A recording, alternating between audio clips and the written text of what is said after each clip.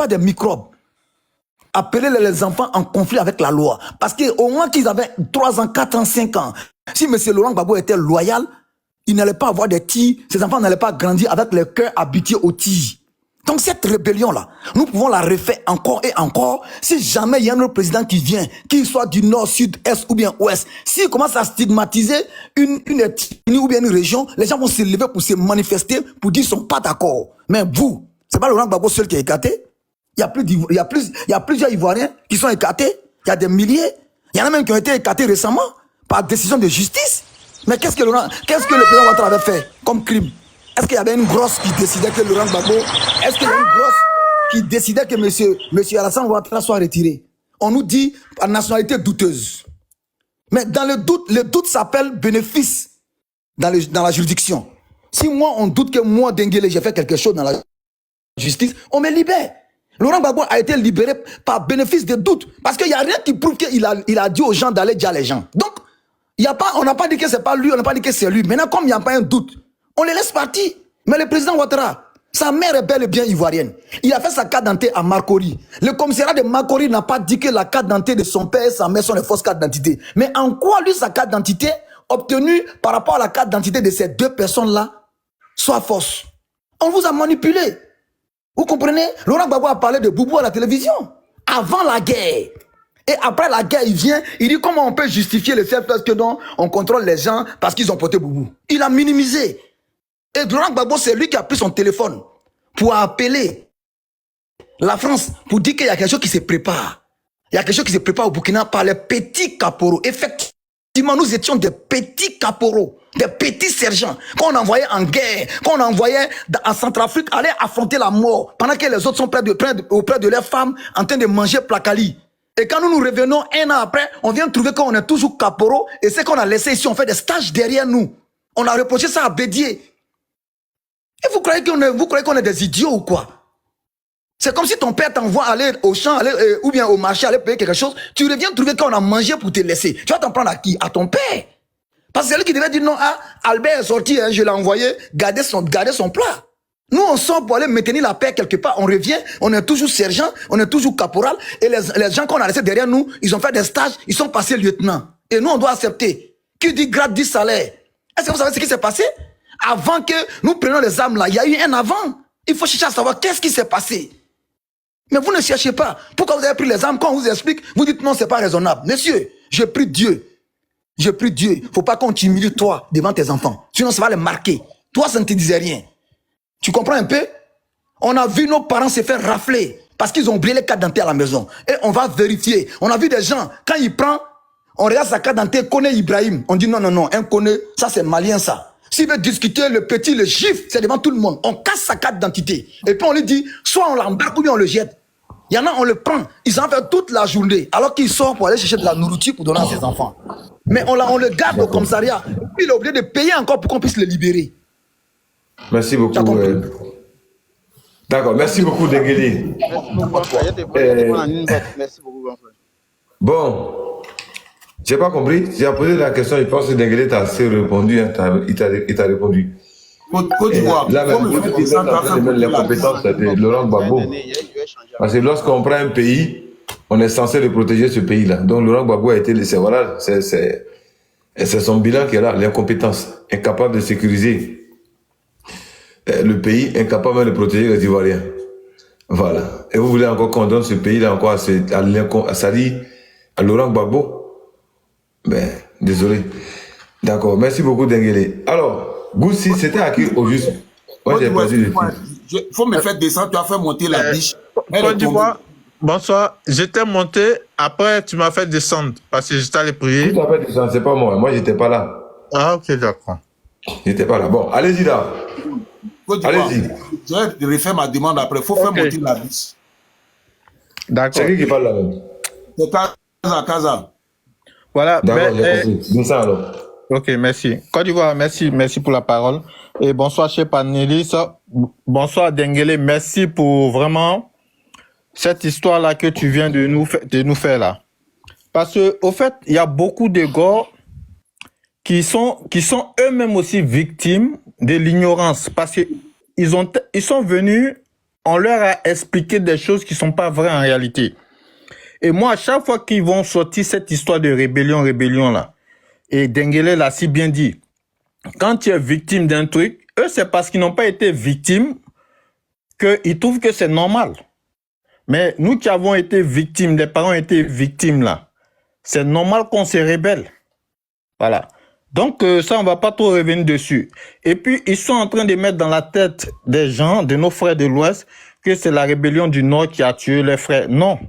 La rébellion du Nord, là, ça s'appelait MPCI, qui avait été créé par IB, père à son âme, et qui a été évincé par la suite par Soro Diom, qui avait pris le contrôle du mouvement. Mais c'est pas le MPCI qui a tué nos frères de l'Ouest. Allez bien demander à votre mentor, il va vous le dire. À l'Ouest, là, c'était un cocktail de bombes. Il y avait non seulement les enfants qui l'avaient armé, c'est-à-dire les miliciens, les jeunes miliciens, là, nos frères miliciens, à qui il avait donné des armes. Et ces derniers ont commis des exactions sur les peuples non autochtones là-bas. Ça, il fait allusion aux Baoulés, aux Dioula, choses, comme on appelle ça, aux Burkinabés qui étaient là-bas, qui vivaient là-bas. Donc, ces derniers-là, surtout les Burkinabés qui avaient beaucoup été victimes, ils se sont retournés au Burkina, ils sont les armés et ils sont revenus. C'est ce qui explique la présence de Amadou Rémi qui est en prison présentement en Côte d'Ivoire. Donc, ceux-là aussi sont venus pour se venger. Nos frères du Nord, la population, quand il y a nos frères du Nord, je fais allusion à la population, ou les Baoulés même aussi qui étaient là-bas, tout ça, qui avaient été victimes. Donc, il y a eu tout ça, tout ce mouvement-là. Les gens se sont vengés aussi. Mais au-delà de ça même là, qu'est-ce qui a empiré la situation? Le président Laurent Gbagbo a fait venir des mercenaires du Libéria, de la Guinée, de la Sierra Leone, tout ça. C'est ce qui expliquait la présence des Samboukari et autres là, à l'ouest. Et ces derniers-là, ils étaient des sanguinaires, ils ne triaient pas, ils ont fait beaucoup de dégâts là-bas.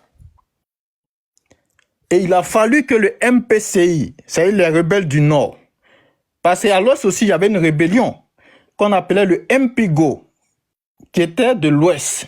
Et ils étaient pro-Guy Robert. Donc, il y a eu tout ça. Donc, en fin de compte, c'est les frères du Nord, les rebelles du Nord, là, que vous appelez les rebelles du Nord, là, MPCI, là.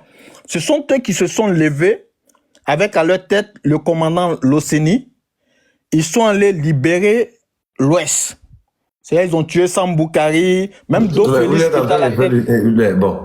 Pardon, moi, ils ont déjà... On n'est pas...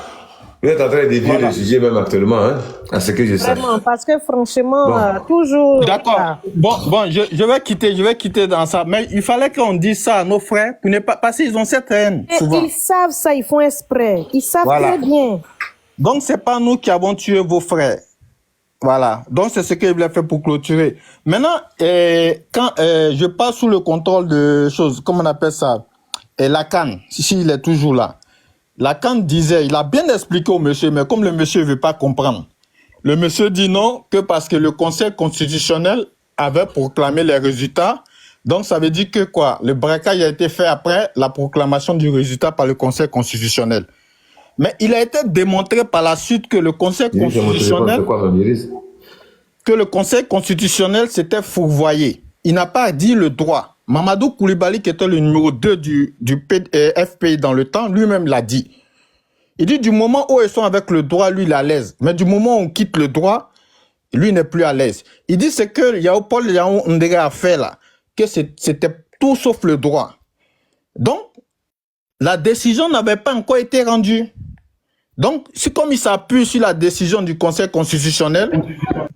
Donc, ça veut dire quoi? Donc, cette décision-là que le Conseil constitutionnel avait rendue était pas valide.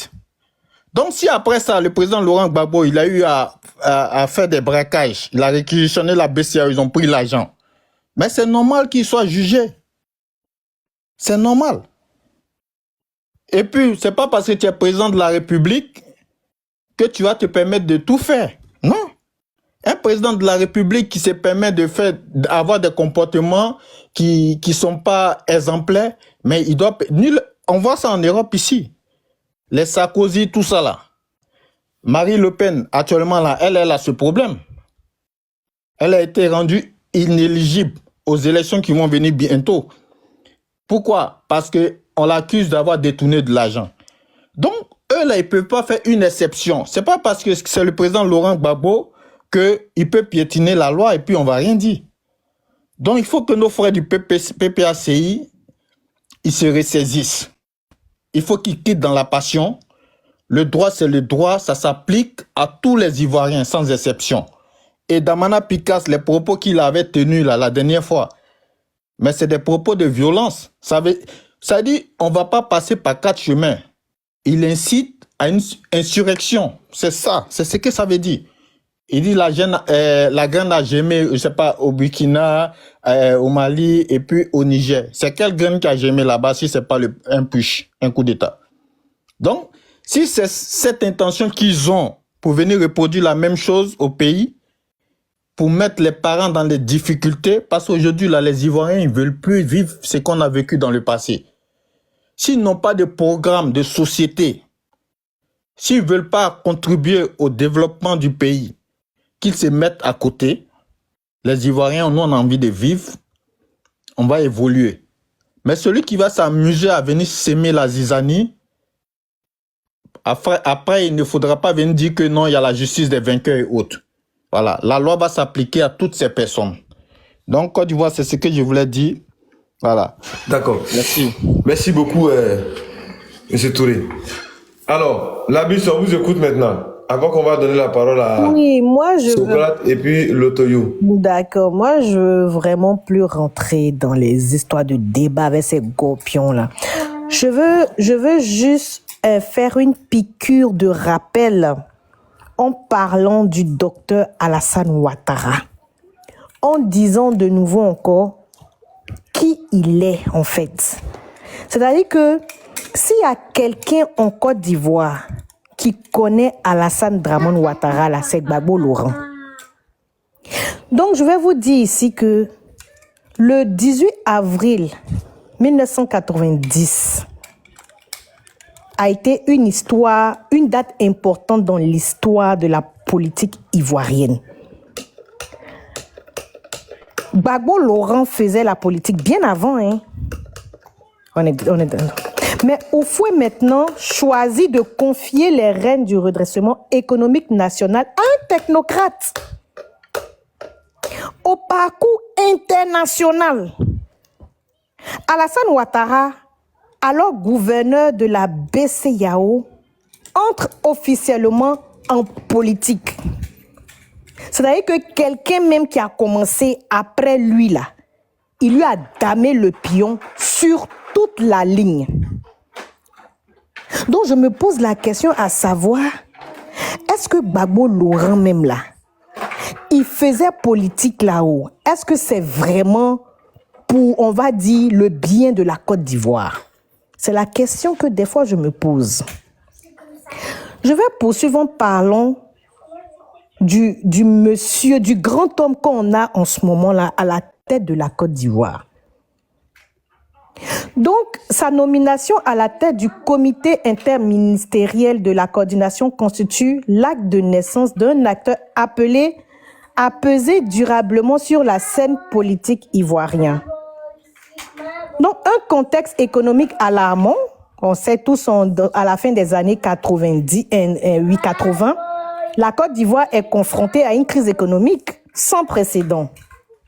La dette extérieure explose, les recettes publiques fondent et l'équilibre budgétaire du pays menace de s'effondrer. Il y avait, on disait, le plan qui s'appelait le plan Koumoué-Moïse. Jusque-là en vigueur, montre ses limites en fait. C'est-à-dire que c'était trop alarmant en fait. Donc notre pépé Houphouët-Boigny fait appel à un homme. C'est-à-dire que qui avait l'expertise déjà internationale, mais reconnue en fait.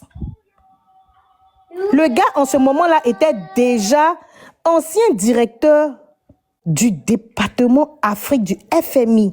C'est-à-dire, FMI, là, avant qu'on va t'envoyer là-bas, là, les gens font des enquêtes de moralité suite à personne. Parce que c'est des grandes institutions. on ne met pas n'importe qui là-bas. Il y a une motion pour la biche. Et jusqu'à présent, est-ce qu'il y a quelqu'un qui a entendu que lors qu'il était là-bas, il y a eu un détournement, il y a eu ceci, cela? En tout cas, que la personne ouvre son micro et qu'il nous dise aujourd'hui. Je ne pense pas. D'accord? Donc, ils vont négociation autour moratoire ivoirien en 1987.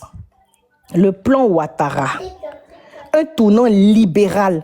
Le comité composé de 7 ministres clés et dirigé par Ouattara est chargé de concevoir et mettre en œuvre Excusez-moi, il va descendre pour les prier. Désolé, de merci. stabilisation et de relance économique en 3 phases. Élaboration, exécution, suivi. Parmi les 3 membres, on retrouve Charles Konan Banny. Lui, c'était le directeur national de la BCEAO. Lui, il a assuré le secrétariat du plan. Après, en mai 90, 10 projets de loi, fruits des travaux du comité, sont adoptés à l'unanimité par la Commission économique et financière de l'Assemblée nationale du temps. Le cœur du programme repose sur des mesures d'ajustement structurel inédits et à l'époque, genre instauration de la TVA sur l'électricité, augmentation des droits de timbre, création de la carte de séjour, recentrage des recettes douanières et fiscales, réduction drastique du train de vie de l'État, parce que c'était du genre même laissé tomber à l'époque. Ils avaient un train de vie, mais il y a des leurs femmes même qui étaient à Abidjan pour aller faire les courses en Suisse. Vente de 4000 véhicules administratifs, fermeture d'ambassade, c'est-à-dire que il a mis tout en place. Compression du budget, recensant la fonction publique, audit général des sociétés d'État, comme la puissante caisse de stabilisation dont les comptes sont intégrés pour la première fois au trésor public. Une révolution, en tout cas, il a révolutionné même tout ça là. C'est Alassane Ouattara qui a fait le son. Hein. À l'époque, là, c'est le son qu'il avait fait. Un plan d'austérité à visée stratégique. En juin 90, le programme rentre en vigueur. Son objectif est clair, comme d'habitude. Inverser la courbe des déficits budgétaires d'un déficit de 215 milliards de francs CFA enregistré en 1989. Le plan vise un excédent de 23 milliards pour l'année suivante. En octobre, la logique d'assainissement économique se poursuit avec l'annonce de la privatisation de plusieurs entreprises publiques, genre la Sista, etc. Je ne vais pas tous les citer, et le complexe industriel de Ferkessédougou. Donc, on avait un économiste, premier ministre, pensé comme un plan de transition à court terme. Voilà, c'était un plan à court terme. Ce programme était censé ouvrir la voie à une stratégie économique à moyen terme, genre sur 3 ans. C'était de 91 à 93, en cas de succès. Il établit un nouveau rapport entre l'État et l'économie, recentré, désengagé de certains secteurs ouverts à la libéralisation. Donc, quand on voit tous ces prouesses de ce monsieur qui s'appelle Alassane Ouattara, là, quand on prend son parcours depuis 26 ans, là, et puis quelqu'un va venir s'asseoir, un monsieur qui s'appelle Haïlé va venir s'asseoir pour dire que nous, on est en train d'envoyer le monsieur droit dans le mur, mais il se fout de qui? J'aurais bien voulu qu'il soit là pour écouter ce petit bout-là du monsieur, du docteur qu'on appelle Alassane Ouattara. Ce monsieur, il est focus dans ses objectifs, en fait. Est-ce que vous le voyez sortir parler? Le monsieur, il n'a pas que ça à faire, en fait. C'est nous, là, qui sommes ces parleuses de TikTok, et puis chaque jour, il nous laisse ça. Parce que lui n'a pas le temps de ça, en fait. Lui, il ne descend pas dans la boue. Dabou, là, vous avez vu comment ils ont marché pour aller faire les meetings de, je ne sais pas si c'est Renaissance ou bien quoi. Vous avez vu comment ils ont marché. C'est ado. On parle d'un monsieur qui a assis, arrête de crier, qui a assis, qui réfléchit et puis qui agit.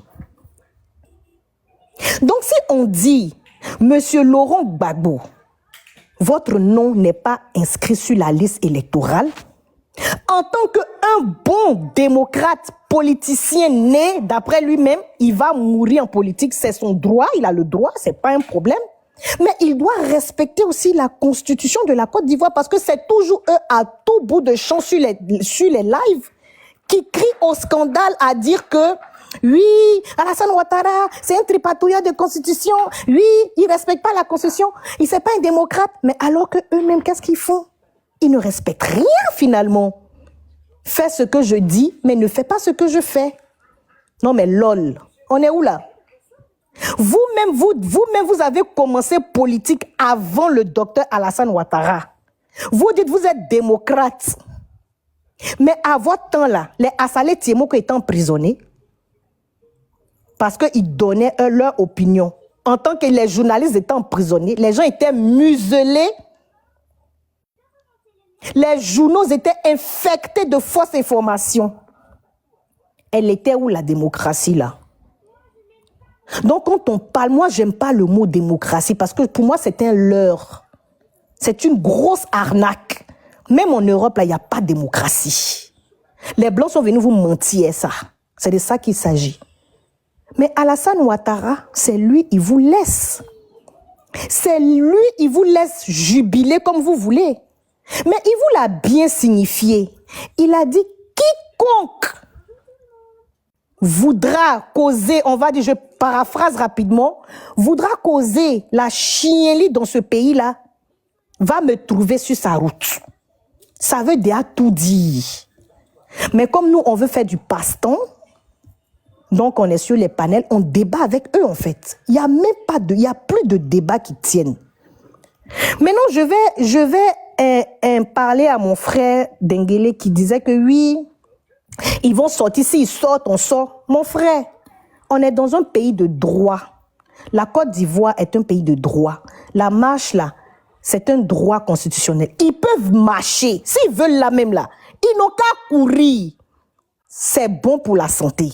Mais ils comprendront que comme on est dans un pays civilisé, on n'est pas dans la jungle où ils sont quittés, et que pour faire une marche, on a besoin d'une autorisation et d'une raison.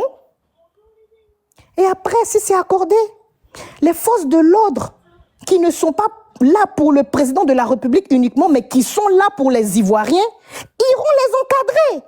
Aussi simple que ça. On ne va pas leur donner raison. On ne va pas dire vous sautez, on sort et vous, on vous accompagne. Non, nous on va s'asseoir, on va leur donner même de l'eau, même à boire dans leur marche. On ne va pas leur donner raison à dire que non, qu'on est des violents. Non. On va les laisser faire ce qu'ils ont à faire. Et démontrer au monde entier qui est vraiment leur mentor. C'est de ça qu'il s'agit. Ils vont démontrer à tout le monde entier et aux gens de la CPI qui ont soi-disant acquitté ce monsieur de savoir qui il est vraiment. Donc, je chute pour dire que, arrivé à un moment donné, il faut savoir raison garder, en fait. Quand on a un certain âge, il faut être sage. Monsieur Laurent Gbagbo nous a démontré que c'est pas forcément quand on est âgé qu'on est sage. C'est pas forcément quand on dit on fait la politique depuis longtemps qui fait de nous des politiciens fins. Aujourd'hui, en France, Le Pen est condamné à 5 ans. Les Français, leurs partisans vont revendiquer à quel moment un partisan de Le Pen est sorti dit qu'on va brûler la France. C'est pour dire que les Ivoiriens n'ont pas une maturité politique. Parce que tous nos dinosaures ont mis une espèce de mythe autour de la politique en faisant croire que c'est que pour les personnes âgées et que les enfants ne devaient pas faire la politique. Enfin, enfants, je le mets bien entre guillemets. Ils ont fait une espèce de mythe autour de ça. Mais aujourd'hui, on est en 2025 et on est à l'ère du digital. Tout se sait et tout peut se dire également. Donc, si Laurent Gbagbo, il est politicien vraiment et qu'il est démocrate, il n'a qu'à se tenir à sa constitution, c'est-à-dire à la constitution de son pays. Tu n'es pas inscrit sur la liste électorale. Il n'est pas le seul qui n'est pas inscrit sur la liste électorale. En ce moment-là, toutes les personnes qui ont un casier judiciaire en Côte d'Ivoire vont marcher pour dire que mais nous, on n'est pas inscrits aussi. Mais c'est quoi tout ça? Donc, si les Gorpions veulent sortir, pas parce qu'il n'y a pas l'eau potable en Côte d'Ivoire, si les Gorpions veulent sortir parce qu'il y a des gens qui meurent de faim en Côte d'Ivoire, et ils ne sortent pas pour des bonnes causes nobles, et ils sortent parce qu'il y a un individu qui n'est pas inscrit sur une liste électorale, en ce moment-là, je répète et je dis que les Ivoiriens n'ont pas de maturité politique.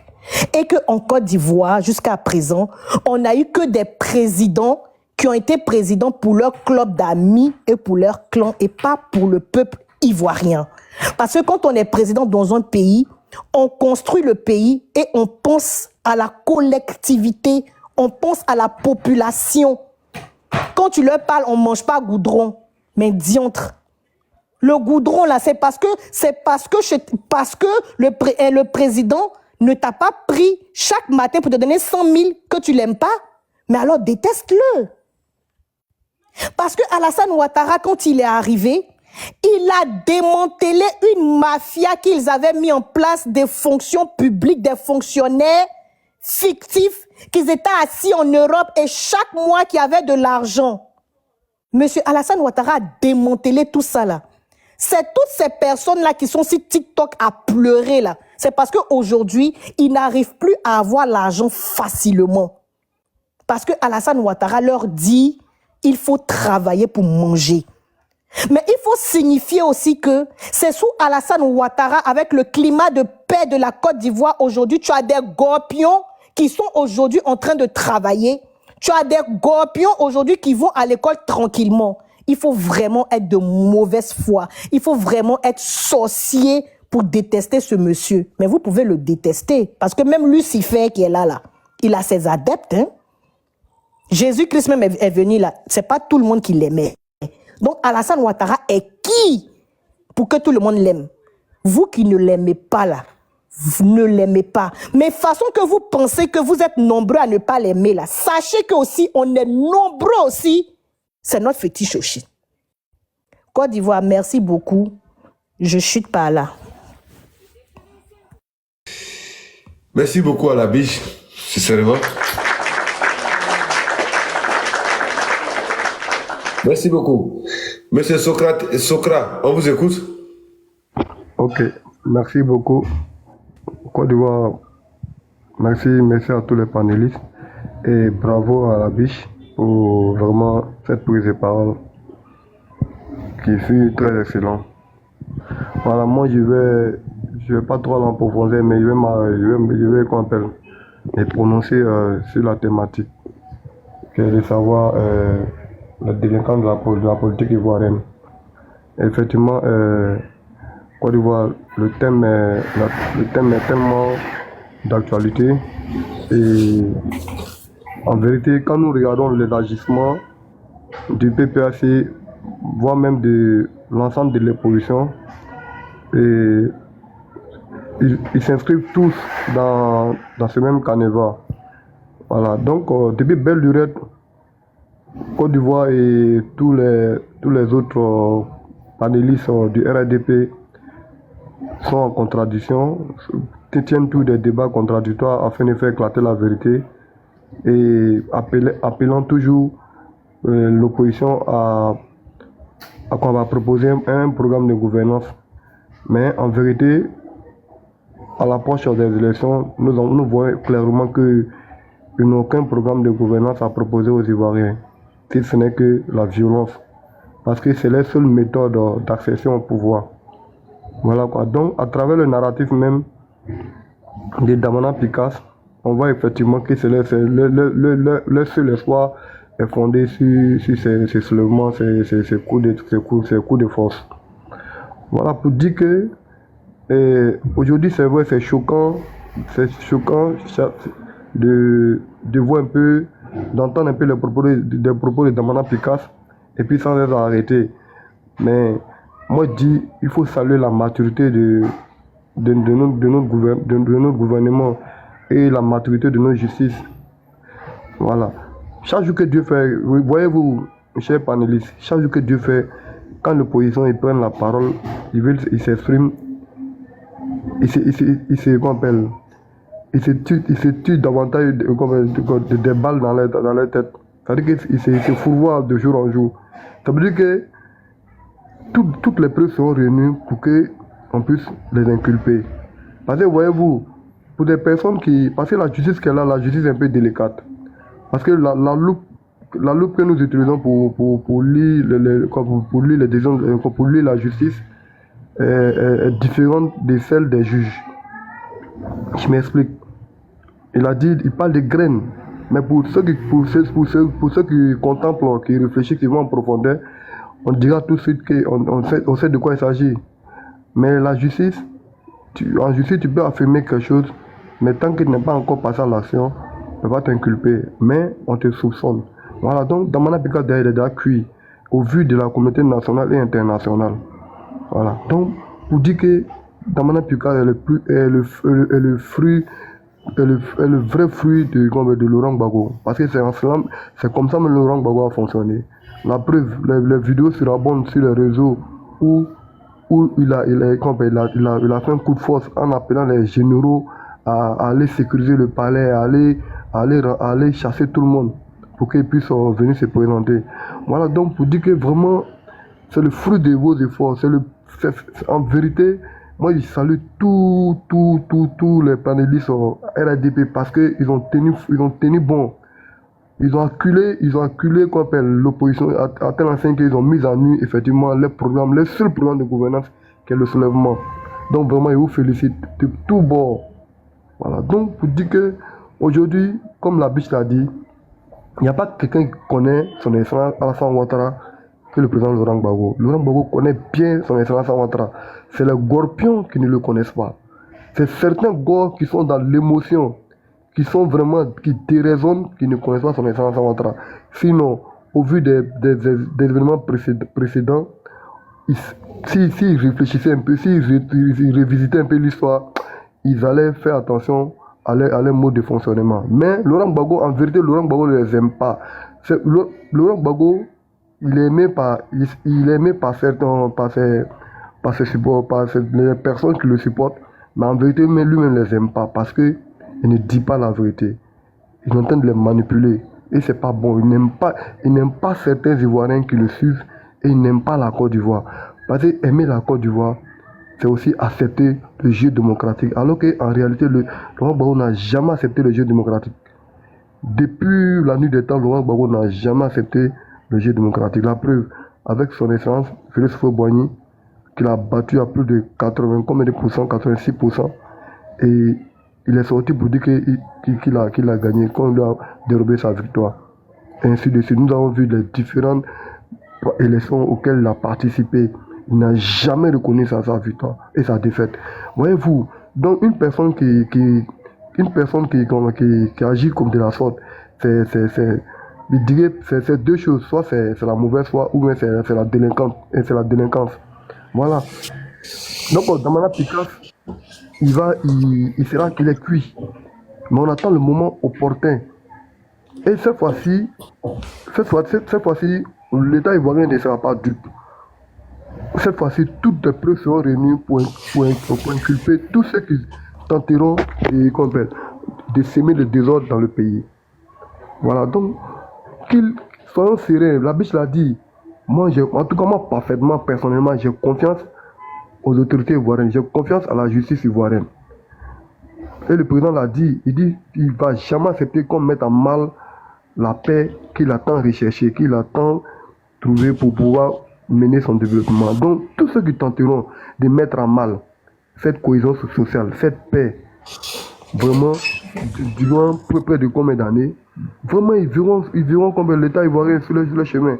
Voyez-vous, Regardez par exemple, si vous vous rappelez un peu, si on se rappelle un peu tout, il y a pas, il y a à quelques mois de cela, la physique est une entité, la physique est là, qui est une entité violente, a été dissoute. Mais qui pensait que la physique allait être dissoute? Qui pensait? Qui savait? C'est ça. Ça veut dire que la liberté d'expression, oui, mais la liberté d'expression n'est nullement égale au libertinage. La liberté d'expression a des limites. Donc, moi, je pense que jusqu'à présent, l'État, le gouvernement ivoirien les observe. Ils vont franchir la ligne rouge. Et cette ligne rouge-là, à partir de cette ligne rouge, ils seront arrêtés, ils seront jugés et ils seront mis en prison. Nous, sous le gouvernement de son excellence Alassane Ouattara, nous, on ne fait pas, il n'y a pas d'assassinat. Nous, tout le monde a ses droits et ses devoirs. Chacun va obéir à la loi. Parce qu'en vérité, ils sont en train de mentir aux Ivoiriens pour dire qu'ils sont exclus du jeu démocratique. Non, je suis désolé. La seule chose, on peut ne pas être d'accord en politique, mais la seule chose que nous d'accordsise, c'est les lois, c'est la Constitution. Voilà. Donc, celui qui est en porte-à-faux avec la Constitution, et la loi va s'appliquer sur lui. Donc qu'ils disent la vérité aux Ivoiriens, qu'ils arrêtent de mentir, qu'ils arrêtent de manipuler les Ivoiriens pour dire que non, qu'ils arrêtent de se victimiser. En vérité, ils ne respectent pas le jeu démocratique. En vérité, ils sont en porte-à-faux avec la loi. Donc qu'ils expliquent réellement ce qui se passe à les partisans. Qu'ils arrêtent de se faire victimiser. Il est sanctionné d'une décision de justice que la CEI a en tiré les conséquences. Et qui disent la vérité aux Ivoiriens. Maintenant, certains fanatiques, certains délinquants qui voudront vraiment semer le trouble. La biche l'a dit, l'État, l'armée ivoirienne n'est pas à la solde du gouvernement, mais à la solde de l'État de Côte d'Ivoire qui a du devoir de créer de semer l'ordre. Donc ils vont s'en prendre avec eux. Moi, je dis toujours aux partisans du RDP, ne leur prêtons même pas le flanc. Voyez-vous, le comportement de Mme Bikassa Dabo, moi ça ne m'a pas étonné. Et il a tellement salué la maturité de l'État ivoirien. Parce que c'est une manière de mettre en œuvre le plan Sonko. C'est-à-dire, il va victimiser, on les met en prison, et puis bon, il va y avoir quelques soulèvements, puis bon, un peu, il va se donner de la contenance. Non, c'est un poltron. Tout le monde sait que Picasso c'est un poltron. Picasso, on sait ce qui s'est passé en 2011. Il s'est retrouvé au Ghana. Voilà. Donc, pour dire que c'est au nom de la démocratie, au nom de la liberté d'expression, chacun est libre de vaquer à ses occupations, chacun est libre de s'exprimer comme il veut, mais qu'il sache que c'est vrai, il faut s'exprimer librement, mais la liberté d'expression aussi a des limites, parce qu'il y a des barres à ne pas franchir. Donc, pour chuter, je vous répète encore, moi j'ai confiance à notre gouvernement, j'ai confiance au président de la République, il fera tout pour qu'on ait une élection apaisée. Parce qu'à chaque fois qu'on était désespéré, on nous a dit de lui faire confiance. Et il a dit, il a insisté là-dessus. Il dit 2025 ne sera pas comme 2020, où il pensait, où ils l'ont surpris. Mais cette fois-ci, je pense qu'il mettra tout en œuvre pour qu'on ait une élection sans aucun mort. Si c'est mot de fin, si c'est mot, je vous remercie. D'accord. Je peux faire une petite motion là. Oui. Voilà. Au fait, moi je voulais juste dire un seul truc. Vous savez, les gars là, ils s'attendent pas mot de paix. C'est-à-dire quand on dit la paix là, les gars là, c'est-à-dire c'est morveux là, ils savent pas ce que ça veut dire. Souvent là, il faut rentrer dans poto. Ceux-là, tant qu'on ne se mesure pas, on fait pas un match final, ils vont pas connaître que ils sont misérables et ils sont minables en Côte d'Ivoire. À la tête, là, Laurent Gbagbo, là, c'est-à-dire le danseur des Zigué, là. Un vaurien comme ça, il enceinte la fille de ses ministres, ou bien il enceinte les journalistes, quelqu'un qui sait même pas. Au fait, s'ils sortent là, on va sortir. C'est ça. Au fait, il faut un match où ce gars-là, c'est-à-dire ces gens qui ne sont rien, qui ne seront rien en Côte d'Ivoire là, pour une fois pour toutes, ils vont se ranger dans les sales coquilles. Parce que quand on les demande là, eux peuvent faire peur aux gens. Et je l'ai toujours dit, les vauriens là, on les reconnaît. C'est des gens qui peuvent mourir pour des personnes inutiles comme Gbagbo Laurent. Sinon, venir dire Gbagbo, Gbagbo, Gbagbo, pour un homme qui a toutes ses facultés. Tu vas parler de Gbagbo? Prends un enfant aujourd'hui pour aller en Côte d'Ivoire. Quand l'enfant arrive là-bas, il n'a même plus envie de retourner. Mais avant, les moustiques là, ça dit, les moustiques de la psychologie là, et quand ils croisent les moustiques de Nyangon là, ils se battent. Ça dit, tellement ils sont rassasiés, ils sont gros, et ils se battent sur le sang des gens. Mais aujourd'hui, regardez comment le pays est nettoyé. Vous allez venir pour vous muscler. Vous faites des vauriens, des gens qui sont restés au niveau de la France, ils sont même pas reconnaissants avec la France. Ceux-là, ils vont gagner quoi? Rien. C'est des malhonnêtes. Donc, moi, souvent, quand Dengele intervient, moi, je comprends, hein, dans le sens où il va là, je jure, quand on dit go, il faut un affrontement grave pour que ceux-là, pour une fois pour toutes là, ils vont rester dans les places. Ils connaissent pas ce qu'on appelle la paix. Et regardez ce vaurien de Gbagbo Laurent qui a traîné toute sa vie en train de fouiller les filles de ses ministres, les journalistes, les trucs là. Regardez ce qu'il a posé comme acte en Côte d'Ivoire. Qui en parle? Et avec ça, ces maudits là, ils ont le courage de venir nous dire que non, il faut qu'on mette le nom de Gbagbo serait jamais sur la liste électorale. Si vous êtes garçon, il a dit 2 semaines, mot d'ordre sera lancé. Si vous êtes, excuse-moi, hein, la biche, si vous êtes circoncis là, 2 semaines là, c'est pas loin. Si vous sortez, on va sortir ensemble. Vous marchez pour dire, vous voulez casser. Nous, on va marcher pour dire non, rien ne serait cassé. Et puis, le match va s'arrêter. Voilà un maudit qui porte cagoule. Un sale gars, des vauriens qu'on appelle oxymore, qui pose des panels pour pouvoir effrayer les gens. Oui. Et c'est lui qui donne rendez-vous aux gens, hein. Mais il va jamais au rendez-vous. Donc, avec ces gens comme ça, là, qu'est-ce qu'on peut dire en paix? Moi, je le dis toujours, hein. Le jour où quelqu'un va faire erreur, un gars va me dire, non, viens me trouver ici. Moi, Gucci, je vais me déplacer pour partir. Mais je l'ai toujours dit. Et c'est ce jour-là, ils vont apprendre. Bob le mannequin, c'est que lui-même, il a fait la même, c'est petit. C'est petit. Mais si la personne a pu se lever, s'arrêter sur son pied, moi, je vais demander comment, vraiment, c'est que je vais demander pourquoi ça n'a pas été fait comme il se doit. Vous pensez que ces grandes gueules, ils font porter masse aujourd'hui, comment il s'appelle la même? L'animal qui dit, on va éliminer tout le monde là, ce vaurien d'Escobar là. Vous parlez et vous êtes caché derrière. Nous, on parle à visage découvert. Oxymore, au moins, lui-même, malgré c'est un gueulard, mais il parle à visage découvert. Mais comme lui, il aime donner rendez-vous. Mais il faut donner rendez-vous à des gens capables. Et puis quand tu veux donner rendez-vous là, faut pas dire Paris, hein. On se trouve sur un pays neutre. On peut aller en Italie, on peut aller en Belgique, et puis on va se croiser là-bas. Parce que Paris, là, c'est pour salir d'autres personnes là-bas. Et on a nos gars là-bas, là, eux, ils se cherchent encore. C'est ceux-là, on dit garçon. Mais vous êtes là, vous gueulez, vous n'avez même pas honte. Marseille, des bandes de lâches comme ça. Hein? Et pourquoi? Lui, il parle de Marseille. Lui, il est à Marseille, donc on rendez-vous à Marseille. Voilà. Non, en fait, non, moi, je vais dire quoi? Dengele, c'est que je vais même dire, lui, je le prends même pas. Lui, tu sais, c'est quelqu'un qui a perdu, il sait même plus où la Côte d'Ivoire se trouve. Si tu lui demandes, il va dire que la Côte d'Ivoire au nord. Alors que la Côte d'Ivoire n'est pas au nord. La Côte d'Ivoire, là, nous tous, on sait que c'est à Ouest Africa. Lui, là, tu vas lui demander, il va dire que c'est North Africa. Donc, des gens comme ça, tu lui demandes depuis quelle année il a mis pied là-bas, là. Il ne sait pas. Moi, je le prends comme un comédien. C'est un gars, c'est un guignol qui est sur la toile, ben, qui fait rire seulement. Lui, je ne le considère même pas parmi ceux qui peuvent peut-être se battre. Mais c'est Oxymore, les Escobar, là. S'ils peuvent se mettre à visage découvert, comme nous, et puis parler, donner rendez-vous sur un pays, moi, je vous comprends pas aussi souvent, hein. C'est vous, qui donnez de la valeur à ces idiots-là. Non. Pour moi, c'est des gens qui me souvent,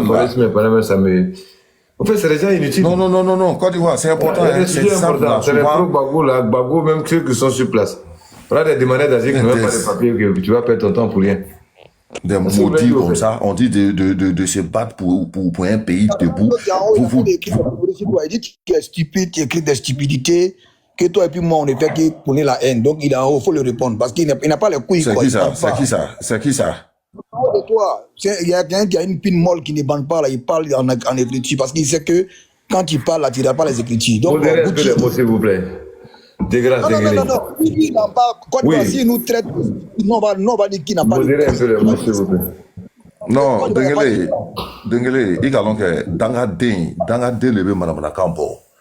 C'est-à-dire, enfant maudit, là, c'est lui qui peut raconter sa petite vie de misère. Gbagbo était au pouvoir, ils ont eu quoi sous Gbagbo? Si c'est pas des miliciens, des personnes qui ont partagé des armes pour pouvoir foutre la merde sur une bonne personne qui a toutes ses facultés. L'Oreilla, là, le fils de Gbagbo Laurent, là, quand il rentrait en Côte d'Ivoire, il était misérable. Mais il est rentré dans les milliards. Au State, là, quand Gbagbo, après 3 mois ou bien 6 mois de présidence, là, il a payé une maison, il sait même plus, même c'est Philadelphie. Et ce moment-là, nous, on était encore au State. Ben, vous êtes misérable là-bas. Vos parents sont misérables. Vous êtes misérable. Vous allez rester misérable. Nous, là, nos parents, là, ils ont déposé, hein. Nous, on dit Dieu merci. Franchement. Maintenant, ceux que leurs parents n'ont pas déposé, et puis sont dans la bonne voie, là, eux, nous, on est pareil. Gbagbo, ce vaurien ancêtre des filles de ces ministres, là.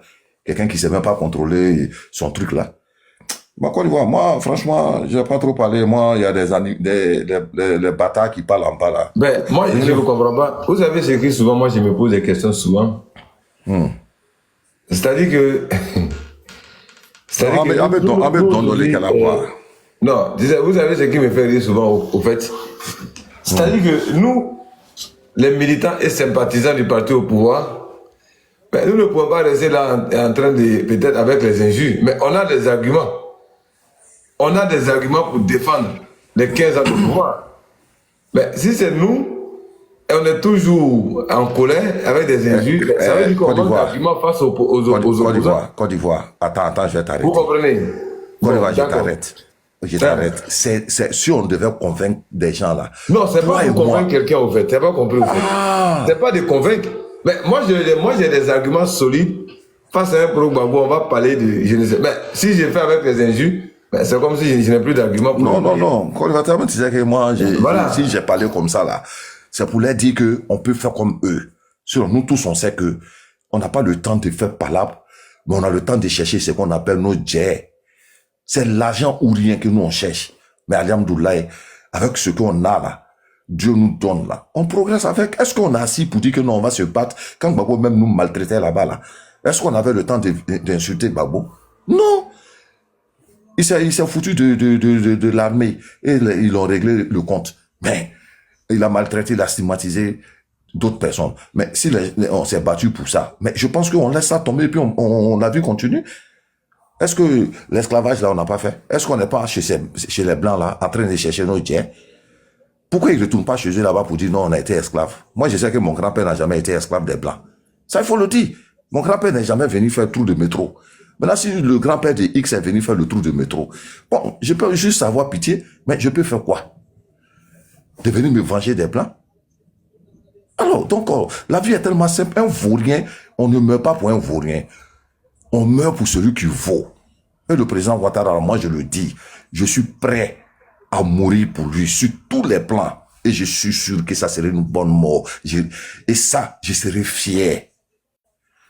Alors, est-ce que moi, quand nous on est là, on parle là, est-ce que c'est pour nous-mêmes? Nous, on a déjà perdu beaucoup dans notre vie. Mais nos enfants, nos petits-enfants, les enfants là, quand les enfants en Côte d'Ivoire aujourd'hui, ils n'ont même plus envie de retourner ici. Mais avant, les enfants même sont pressés pour quitter. Même les moutons, ils souffraient. Même les chiens, ils souffraient. Mais aujourd'hui, là, tu regardes les chiens, ils sont costauds, ils sont bien nourris parce que il y a l'hôpital aujourd'hui des chiens. Dans le temps de Gbagbo, est-ce qu'il y en avait? Les gens sont morts des déchets toxiques. Pourquoi on va parler de ça? Et ils sont là en train de se masturber pour insulter les gens. Oh, moi, c'est que je vais m'arrêter là. Et comme je le dis toujours, prions pour le président Ouattara. Que Dieu lui donne longue vie et santé. C'est le plus important. Ce monsieur-là, il est dans l'histoire à vie. Voilà. D'accord. Merci beaucoup, Goussi. Alors, bon, le lait est en train de descendre. Hein. On prend vraiment beaucoup de temps. Cheikh Nan, vous écoute? Oui, bonsoir tout le monde. Attendez, Dengele, Cheikh Bonsoir. Bonsoir Dengele, bonsoir Abouti, bonsoir la biche, bonsoir au vieux père Jacob, notre Baobab, bonsoir Côte d'Ivoire, bonsoir à tous ceux que je n'ai pas cités. En fait, au moins, c'est ce que je dis, une chose, hein, nous sommes au pouvoir, hein. Donc, en fait, c'est à eux de venir chercher le pouvoir, hein. Donc, nous devons faire preuve de maturité encore plus, comme nos pères. Vous voyez, le président Ouattara, il ne répond pas à ces singeries-là, hein. Il est là, il reste zen comme nos papas adorés, Feu Amadou Koulibaly le disait. Voilà, il reste zen. Il n'y a rien, il n'y a pas de feu à la demeure. On connaît très bien le PPACI, c'est les gueulards, hein. C'est des personnes belliqueuses. Donc, ils sont dans toute leur aversion contre les peuples du Nord, contre les étrangers. C'est leur leitmotiv, hein. Donc, tout ce qu'on peut faire, bonne chance.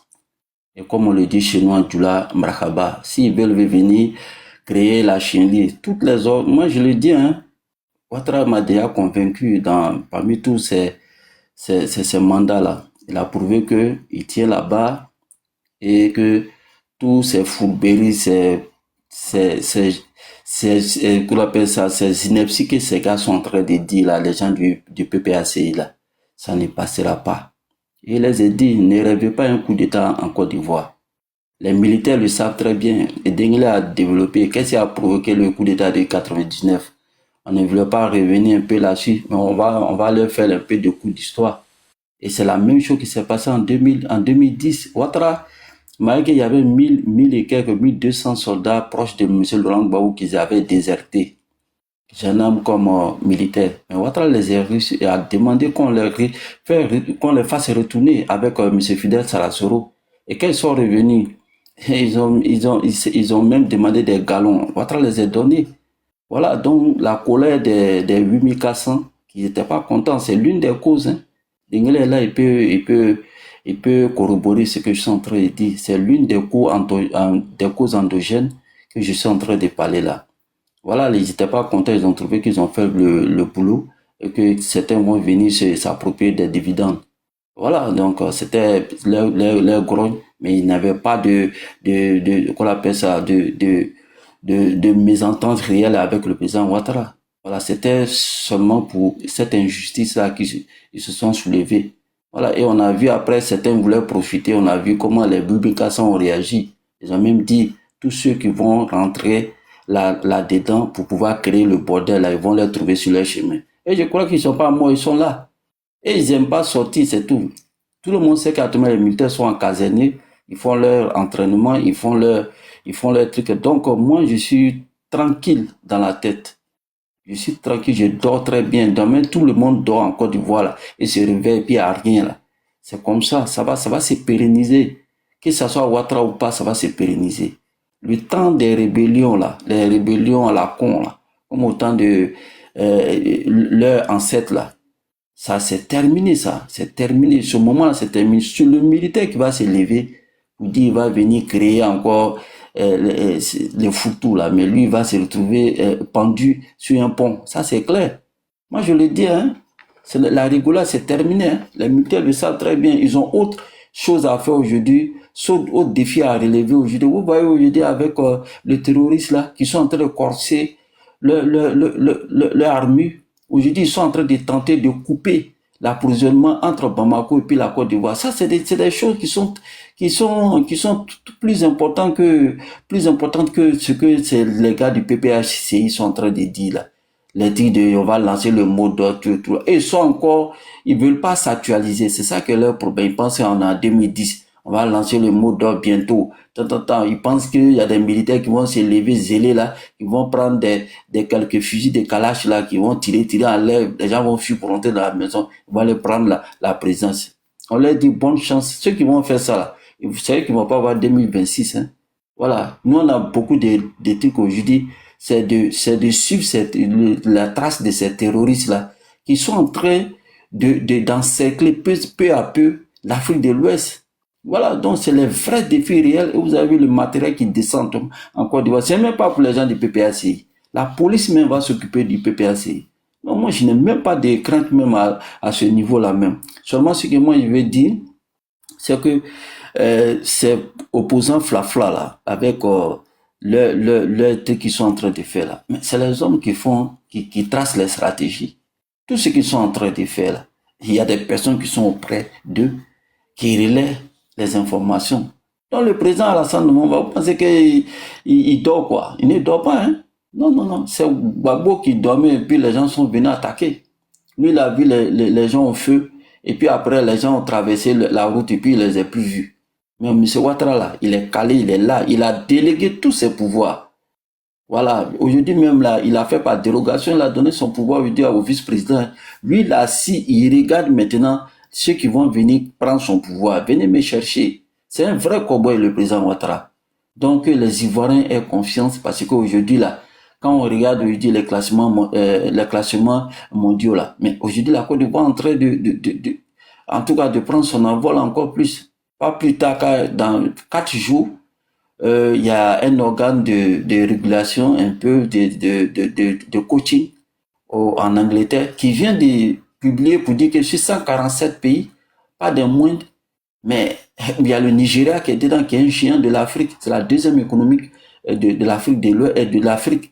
Mais aujourd'hui, on dit qu'il fait plus bon vu qu'au Nigeria. La Côte d'Ivoire est classée 97e, devant même les pays comme le Pakistan. Mais ça veut dire que c'est un pays qui est en force. Donc tout ce qu'ils sont en train de dire là, les indicateurs sont verts. Nous, on pense que c'est ça seulement. En tout cas, c'est une satisfaction qu'on appelle ça de travail de forçat que le président Alassane Ouattara a fait, et toutes ces actions en tout cas salvatrices là, personne ne va réduire ça en une action de sinécure.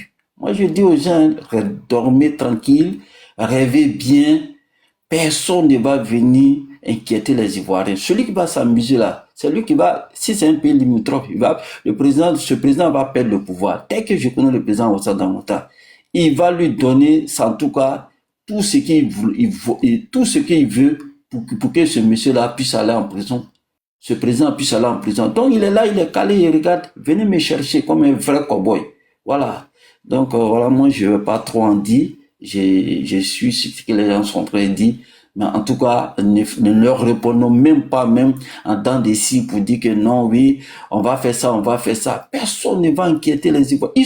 Ils n'ont pas qu'à. Ils n'ont pas ce cas de sortir dans les rues. Ils ont tenté cela. Nous, on était à Abidjan, on a vu. C'était les mêmes policiers là qui ont eu pitié d'aller laver leur visage. Est-ce que nous, à nos temps, on lavait nos villages? Nous, chez nous, là, nos visages, c'est nous, on partait au cimetière. Mais quand les policiers même ont mis des gaz même là, les ont montré qu'ils ne sont pas pareils là, on les a pris voilà, dans les rues d'Adjamé. Les policiers m'étaient obligés de les faire asseoir, laver bien leur visage pour les encadrer. Vous dites que la Côte d'Ivoire is back, et moi je suis fier de ce président-là. Et moi je le dis très bien, tous les Ivoiriens, mettons-nous ensemble pour que 2025, dans 6 mois là, que ça soit une formalité, qu'on parte réélire ce monsieur-là. Il n'y a plus encore d'autres candidats même. Qu'on parte réélire ce monsieur, et que bon, la route du développement continue. Merci quoi.